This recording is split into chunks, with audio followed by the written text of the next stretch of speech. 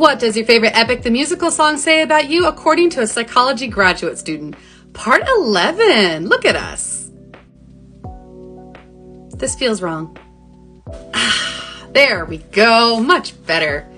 Anytime I do anything Athena related, I always wear this leather jacket. I have no reason for this. I just feel like she would wear one, and that's where I am. That's what I do. If Warrior of the Mind is your favorite song in this entire album, it says some things about you. Let's just get the first one out of the way. Camp 1, hello, mommy issues.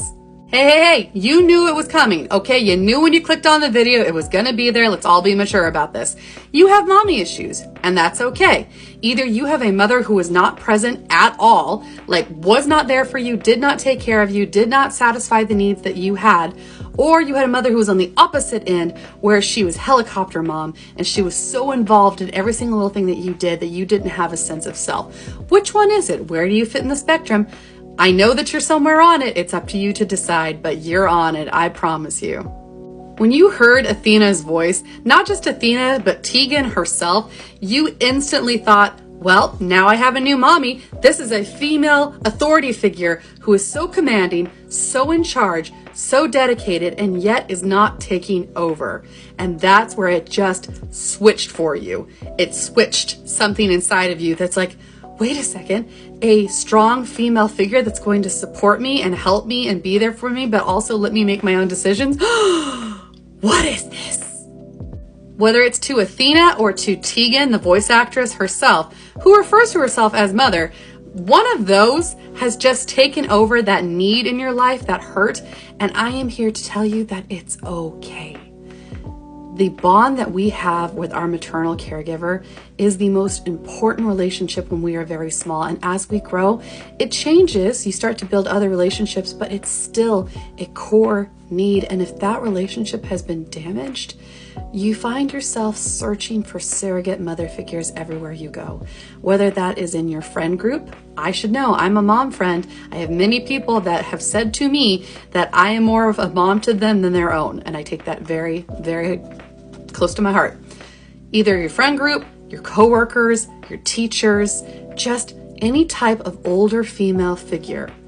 You not only want them to be proud of you, you want them to acknowledge you. You want to be special to them. We're going to get more into that later, but that's just a little taste of it now. You want someone like that to look at you and give you worth. But my darling, that worth comes from inside of you. It cannot be given and it cannot be taken away because it lives inside of you. See, that wasn't so bad. Everyone was all worried. What could possibly be worse? Oh wait, it's Camp 2 and it's coming for you. Camp 2. What was your reading level in school? Was it advanced? Did you participate in sports, or were you happier in knowledgeable, academic decathlon, choir, band, theater, art, anything that involved being a warrior of the mind, not so much of your body, not meaning that you couldn't play sports or that you wouldn't enjoy them, but you felt happier showing off your academic prowess, especially because that's how you got affirmation from those who were older than you that had the most important roles in your life?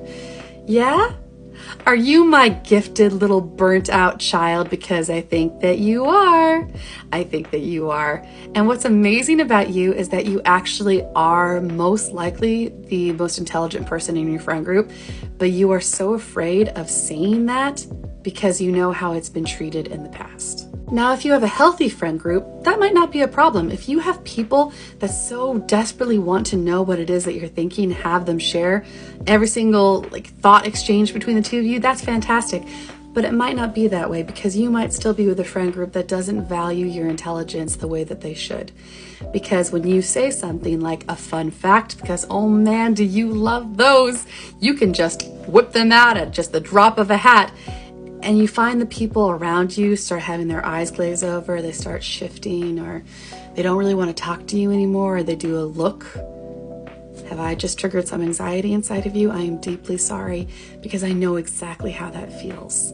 Every single person who has a hyperfixation or just wants to share knowledge and maybe shares a little bit too much has experienced that. It is a universal experience and it doesn't make you bad or wrong or other, but you have started to tell yourself that. You feel very other to people around you. You don't quite fit. You can be really good at making yourself fit, but that means you're going to chop off pieces to do it. And what kind of life is that?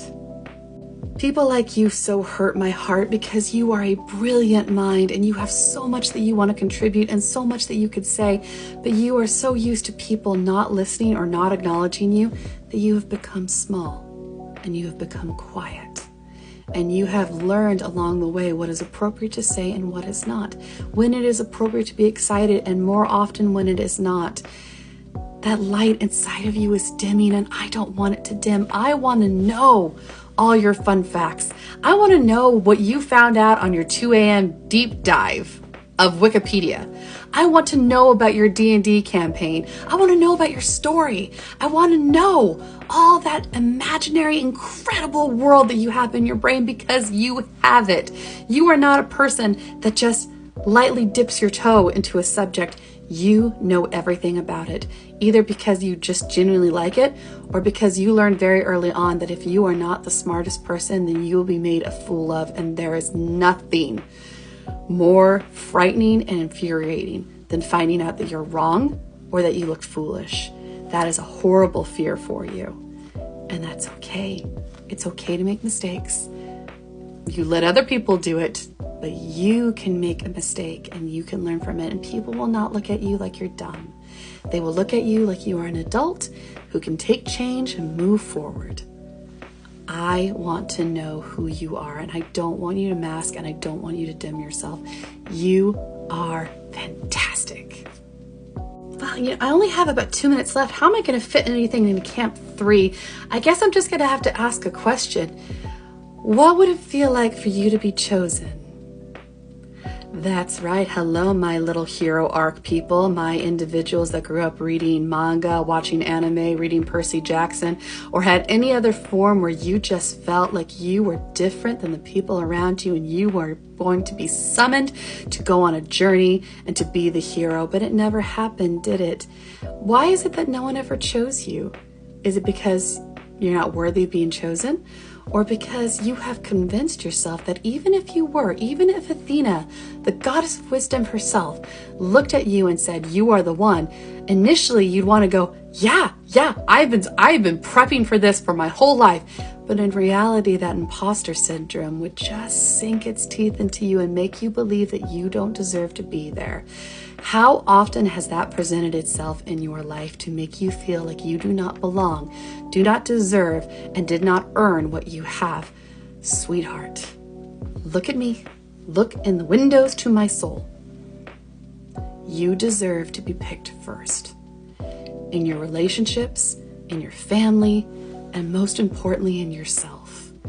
You need to start to learn how to choose you first. How to tell people no. How to put yourself out there, put your needs first, put everything that you need first, your mental health, your body, everything that you need, because you deserve to be here. And you deserve to have people in your life want to know you, not the you that you put up, not the mask that you put up, but the actual authentic you. Because who you are is not broken. Who you are is not other. Who you are is not wrong. Who you are is fantastic. You are a warrior of the mind, and I want to know that mind. Please choose yourself first. I am choosing to have you here. You chose to be here with me. We can choose each other. I am so thankful that you are here. I'm so proud of you for continuing the fight. And I'm going to see you in the next part. You stay classy, my darling.